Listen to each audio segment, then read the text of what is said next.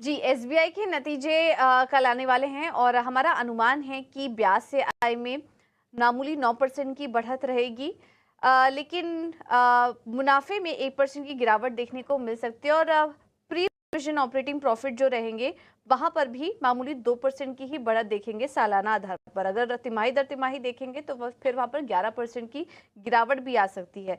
Provisions बढ़े रहेंगे, सालाना आधार पर 28% की बढ़त रहेगी प्रोविजन में, जिसके वजह से मुनाफे पर हम असर देखें। और क्वार्टरली आधार पर तो 99% की बढ़त आ सकती है प्रोविजन पे, जिसका कि असर मुनाफे पर पड़ेगा। कुछ और भी चीजें हैं यहाँ पर। अगर अदर इनकम देखेंगे, फी इनकम देखेंगे, तो वहां से भी कोई सपोर्ट नजर नहीं आ रहा है। क्वार्टरली लिहाज से ये एग्री लोन के लिहाज से काफी वीक क्वार्टर होता है सीजनली, तो उसका भी असर हम देखेंगे। स्लिपेजेस बढ़ सकते हैं, 8,500 करोड़ तक स्लिपेजेस बढ़ सकते हैं और इन सब का असर पड़ेगा मार्जिन्स में, जहां पर कि धीमी ग्रोथ देखने का अनुमान है। तो ये सब कारण है जिसकी वजह से मुनाफा फ्लैटिश ही एक्सपेक्ट किया जा रहा है और कुछ कुछ एक्सपर्ट्स तो एक बड़ी गिरावट भी एक्सपेक्ट कर रहे हैं एसबीआई के नतीजों में प्रोविजन बढ़ने के कारण। तो ये कुछ आंकड़े हैं। इसके अलावा एसेट क्वालिटी कैसी होती है, इस पर नजर रहेगी। अगर बढ़त आई ज्यादा तो फिर वो नेगेटिव हो सकता है बैंक के लिए।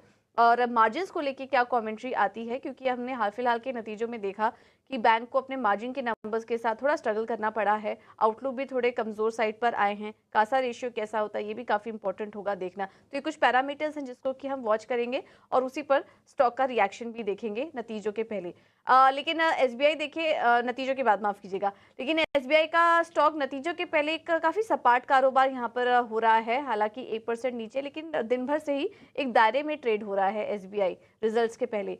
जतिन जी, क्या सलाह देंगे रिजल्ट्स को ध्यान में रखते हुए? क्या कोई ट्रेड लेना चाहिए या फिर छोड़ दें? तो देखिए एसबीआई का अगर जो मैं डेली चार्ट देखूं तो बहुत ही रेंज में ट्रेड कर रहा है। 830 ऑन दी डाउन साइड और ऊपर में कहीं ना कहीं 880 और 890।